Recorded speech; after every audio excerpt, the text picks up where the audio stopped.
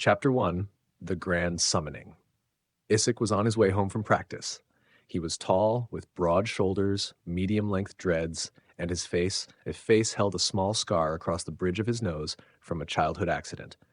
Though he was athletically gifted, he enjoyed more intellectual activities: chess, chemistry, and biology. Leaving practice early today due to a pulled muscle in his leg, he wasn't happy. But with the sun still shining, Issac decided to meet his friend Mark for a catch-up. He lived close to the gym Issac trained at. One bus and a 5-minute walk later, he had arrived. "Hey, Issac. How was—" Mark didn't get to finish his sentence. Markings burned into the floor around Issac. The wind coming from the markings blew cars out of the way, knocking them into the nearby houses. Issac fell, and the symbols that appeared on the floor exploded into white light, wrapping over him and dragging him down into the ground. And just as quickly as it happened, it was over. Chapter 2: Why is the God missing a leg? Issac stood quickly. His surroundings were completely different. A very old-looking village covered in vines and moss. Broken doors and dilapidated buildings filled his view. One of the houses had a river running through the middle. "Fuck this shit, man," he muttered, turning around. A voice called out to him, "Over here! You made it!" Issac turned and met the face of a child. Well, teenager would be more appropriate. "Yes, I'm talking to you. Come here, please." Issac approached cautiously. "Who are you? Where are we?" "We're in the forgotten place. It's not very nice here, messes with your memory." "My name's—" "I can't remember my name, but I need your help. I summoned you here because—" Issac cut him off. "Send me back." A seriousness in his tone made the boy shift uncomfortably. I can't. I used the last of my magic to summon you and can't even remember how I did it. This place messes with your head. Did I tell you that already? I think." The boy slumped his head before standing. The boy used a wooden stick to help himself up. That's when Issac noticed his missing leg. "Look, why did you summon me here? Let's start there. Then we can figure out how you send me home." Issac's tone had softened after seeing the boy was missing a leg. "Okay. I'm a god, but I can't remember what I'm the god of. All gods can summon a champion when the last of their worshippers die or stop believing. I felt it.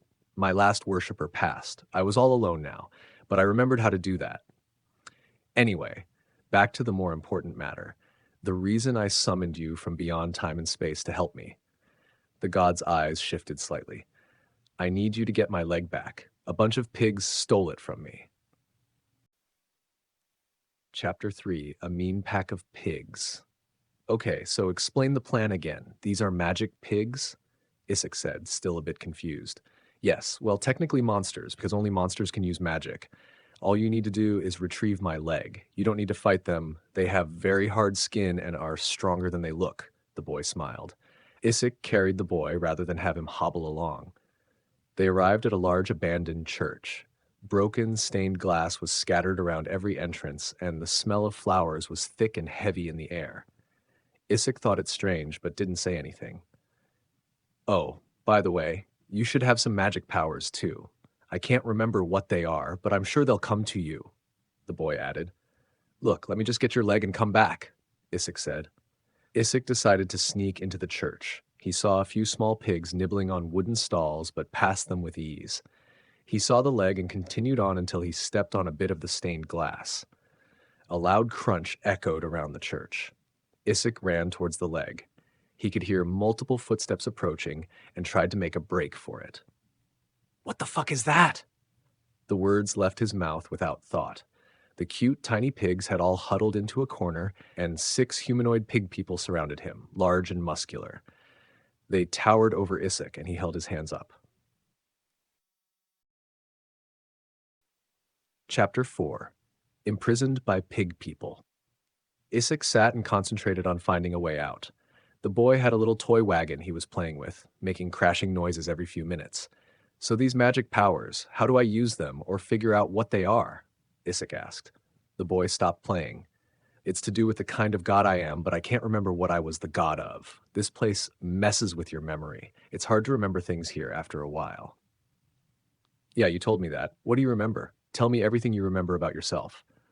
"Well, my name is Gimbo, and—" "You remember your name now?"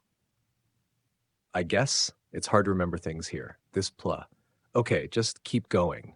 What do you remember? My name is Gimbo. I like to play games, and I like roast chicken. Ooh. And I also like.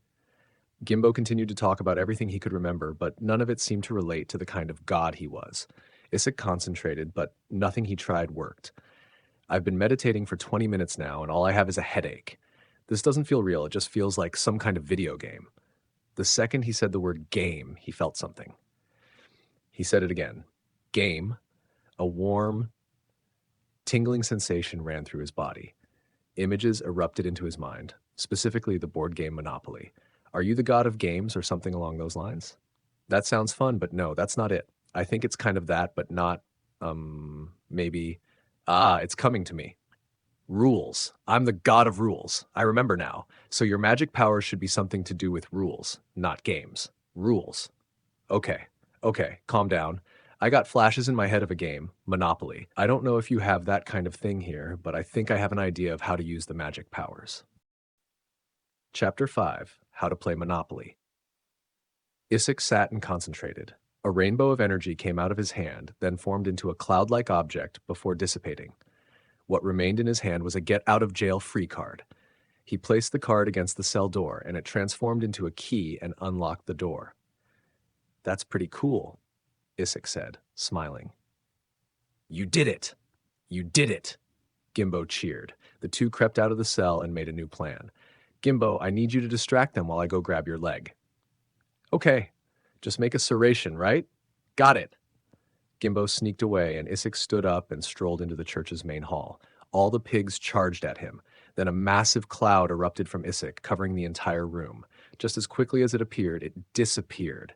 And Issac, along with all the pigmen, were standing side by side. All the benches were gone, the glass gone.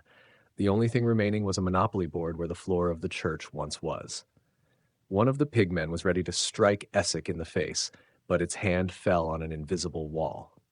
I go first, Issac said. He rolled a pair of dice and was moved forward 6 spaces. He grabbed the leg and forfeited the game while the pigmen were trapped playing.